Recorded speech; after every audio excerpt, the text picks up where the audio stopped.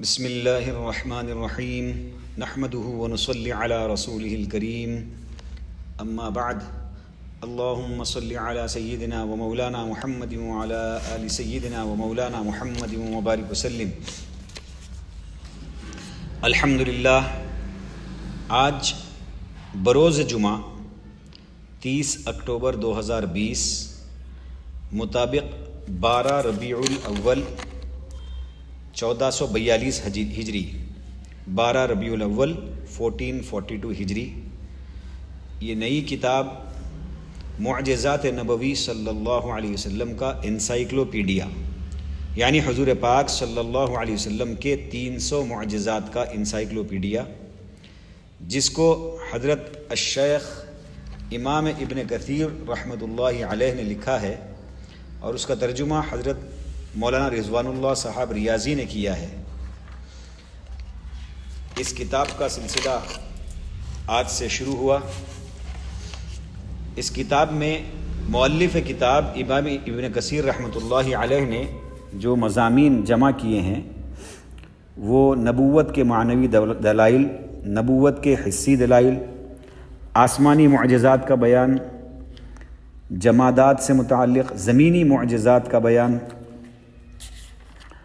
اور پھر حیوانات سے متعلق آپ صلی اللہ علیہ وسلم کے جو معجزات تھے اس کا بیان، اور پھر صحابہ کے کرامات، اولیاء اللہ کے کرامات، اور رسول اللہ صلی اللہ علیہ وسلم کے ہاتھوں سے مریضوں کی شفایابی، اور آپ صلی اللہ علیہ وسلم نے صحابہ کو جو دعائیں سکھلائی تھی وہ مقبول دعائیں بھی اس میں ذکر کی گئی ہیں، اور پھر آپ صلی اللہ علیہ وسلم سے ایسے سوالات کیے گئے تھے جو رسول اللہ صلی اللہ علیہ وسلم نے حق اور واقع کے مطابق جواب دیا، جس کی شہادت نبیوں پر ناز شدہ سابق کتابیں دیتی ہیں، اس کا بھی یہاں پر بیان کیا گیا، اور رسول اللہ صلی اللہ علیہ وسلم کی جو پیشن گوئیاں تھیں، جو بعینہ جیسے آپ صلی اللہ علیہ وسلم نے پیشن گوئی کی ویسے ہی وہ واقع بھی ہوئی، اس کا بھی بیان ہے، اور مستقبل کے غیب کے بارے میں رسول اللہ صلی اللہ علیہ وسلم کی پیشن گوئیاں، اس کو بھی اس میں بیان کیا گیا ہے، اور رسول اللہ صلی اللہ علیہ وسلم کا چند افراد کی طرف اشارہ کہ ان کی رہنمائی سے ہدایت ملے گی، اس کا بھی بیان ہے، اور انبیاء علیہ الصلاۃ والسلام کے فضائل اور ان کے معجزات سے محمد صلی اللہ علیہ وسلم کے فضائل و معجزات کا موازنہ، یعنی پہلے کے انبیاء کے ساتھ جو معجزات ہوئے اور آپ صلی اللہ علیہ وسلم کے ساتھ جو معجزات ہوئے اس کا بیان، اور جو کچھ عیسیٰ علیہ السلام کو دیا گیا وہ محمد صلی اللہ علیہ وسلم کو بھی ملا۔ یہ مختصر انداز میں فہرست مضامین میں نے پڑھی ہے، یعنی انڈیکس جو ٹاپکس اس میں کور کیے گئے ہیں۔ انشاءاللہ بعد میں جب یہ کتاب مکمل طور پر شروع ہوگی تو اس میں پھر تفصیلات پڑھی جائیں گی، لیکن آج اس تمہید میں، اس کتاب کے انٹروڈکشن میں مؤلف کتاب یعنی کتاب جنہوں نے لکھی ہے ان کے بارے میں مختصر تعارف پڑھا جا رہا ہے جو اس کتاب کی شروعات میں ہے۔ معجزات نبوی صلی اللہ علیہ وسلم، بسم اللہ الرحمن الرحیم۔ مؤلف کتاب امام ابن کثیر رحمۃ اللہ علیہ کا مختصر تعارف۔ نام و نسب: نام اسماعیل، کنیت ابو الفدا، لقب عماد الدین، اور عرف ابن کثیر۔ ولادت: آپ کی ولادت صحیح قول کے موافق 701 ہجری 1302 میں ملک شام کے مشہور شہر بصرہ کے اطراف میں مجدل نامی ایک قریے میں ہوئی۔ تعلیم و تربیت: آپ کے والد محترم شیخ ابو حفص شہاب الدین عمر اپنی بستی کے خطیب تھے، اور آپ کے برادر شیخ عبد الوہاب ایک ممتاز عالم دین اور فقیہ تھے، گویا آپ ایک معزز اور علمی خاندان کے چشم و چراغ تھے۔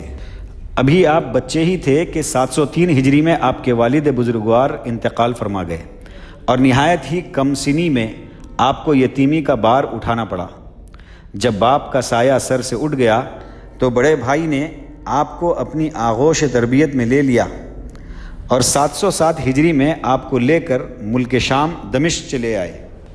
پھر یہیں آپ کی پرورش اور پرداخت ہوئی۔ آپ کی والدہ مریم بنت فرج بن علی حافظہ قرآن تھی۔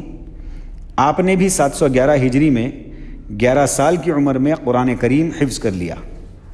آپ کی ابتدائی تعلیم فقہ کی تھی، جسے آپ نے اپنے بڑے بھائی شیخ عبد الوہاب سے حاصل کیا۔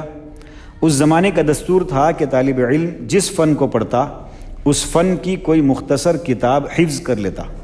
چنانچہ آپ نے بھی 718 ہجری میں فقہ میں شیخ ابو اسحاق شیرازی کی کتاب التنبیہ فی فروع الشافعیہ زبانی یاد کر کے سنا دیا۔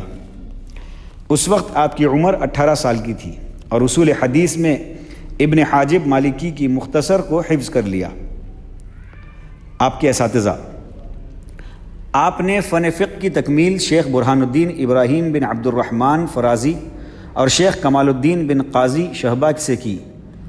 اصول کی کتابیں شارح مختصر ابن حاجب علامہ شمس الدین اصبہانی سے پڑھی۔ فن حدیث کی تکمیل اس عہد کے مشہور اساتذہ فن سے کی۔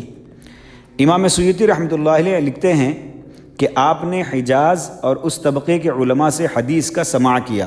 حدیث کا سماع کیا یعنی حدیث سنتے تھے۔ آپ کے استاذ حافظ مزی نے خصوصی تعلق کی بنا پر آپ کی شادی اپنی صاحبزادی زینب سے کر دی۔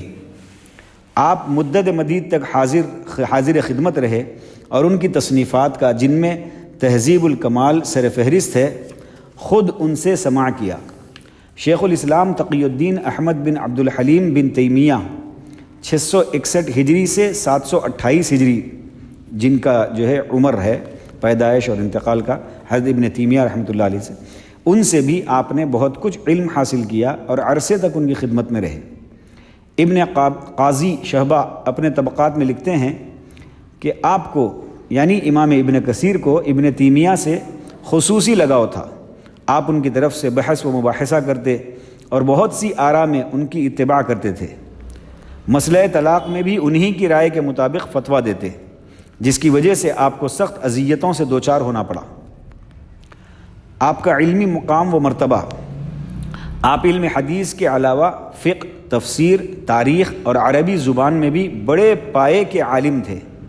علامہ ابن العماد حنبلی نے ابن حبیب سے نقل کیا ہے کہ حافظ ابن کثیر صاحب تسبیح و تحلیل اور مفسرین کے چشم و چراغ تھے۔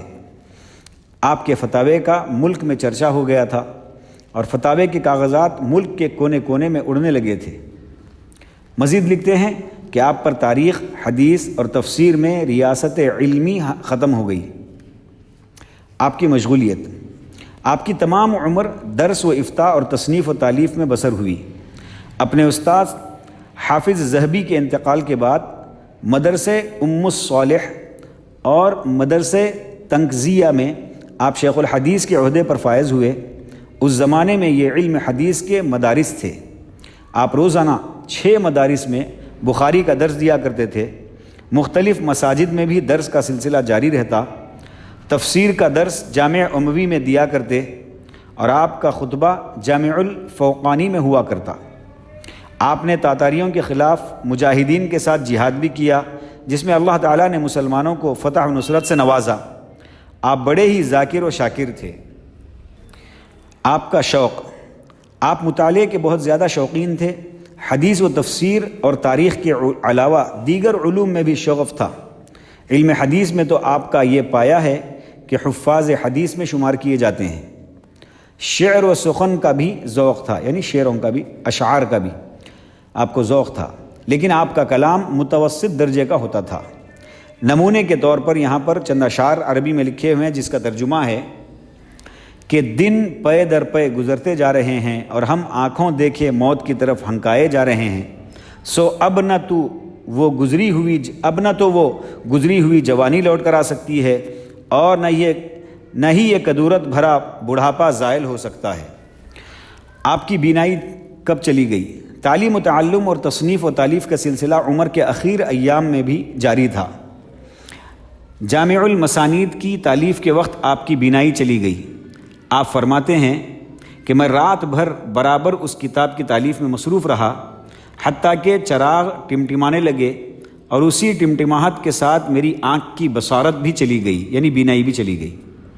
آپ کی وفات 26 شعبان 774 ہجری 774 ہجری جمعرات کے روز آپ دنیا فانی سے دنیا ابدی کی طرف رحلت کر گئے اور مشہور مقبرہ صوفیہ میں اپنے محبوب استاذ ابن تیمیہ رحمۃ اللہ علیہ کی پہلو میں دفن کیے گئے۔ انا للہ و انا الیہ راجعون۔ آپ کی وفات پر کسی شاگرد نے بڑا درد انگیز مرثیہ لکھا جس کے 2 اشعار ملاحظہ فرمائیں، جس کا ترجمہ ہے: آپ کے اٹھ جانے سے شائقین علوم بہت ہی ملول خاطر اور متاسف ہیں، اور اس کثرت سے آنسو بہا رہے ہیں کہ تھمنے کا نام ہی نہیں لیتے، اور اگر وہ آنسوؤں کے ساتھ لہو بھی ملا دیتے تب بھی اے ابن کثیر آپ کے لیے یہ تھوڑے ہیں۔ آگے لکھا ہے کہ آپ کی بہت ساری مفید تالیفات میں البدایہ والنہایہ فن تاریخ کی بیش بہا تصنیف ہے۔ آپ کے ہاتھ میں ابھی جو کتاب ہے، یعنی میں جو کتاب اب پڑھ رہا ہوں آپ کے سامنے، معجزات نبوی صلی اللہ علیہ وسلم ہے۔ یہ حافظ کی اسی کتاب کا ایک حصہ ہے جسے حافظ نے دلائل النبوہ کے باب میں ذکر کیا ہے، اور جو عبدالعزیز الحلاوی کی تحقیق کے ساتھ منظر عام پر آئی ہے۔ ہمارے مربی علامہ ڈاکٹر محمد لقمان حفظہ اللہ کے فیوز و برکات کا ثمرہ ہے کہ خاکسار کو اس عظیم کتاب کو اردو قالب میں ڈھالنے کا شرف حاصل ہوا، فجزاہ اللہ خیرا واطال عمرہ۔ اللہ سبحانہ وتعالیٰ اس کوشش کو قبول فرمائے، اس کتاب کو مقبولیت نصیب فرمائے، اس کے آڈیو بک کو بھی اللہ مقبولیت نصیب فرمائے، اور لوگوں کو سن کر عمل کرنے کی توفیق نصیب فرمائے، مجھے بھی سن کر عمل کرنے کی توفیق نصیب فرمائے۔ نبی پاک صلی اللہ علیہ وسلم کی عظمت ہمارے دلوں کے اندر راسخ فرمائے، نبی پاک صلی اللہ علیہ وسلم کی سنتوں والی زندگی نصیب فرمائے۔ وآخر دعوانا ان الحمد للہ رب العالمین۔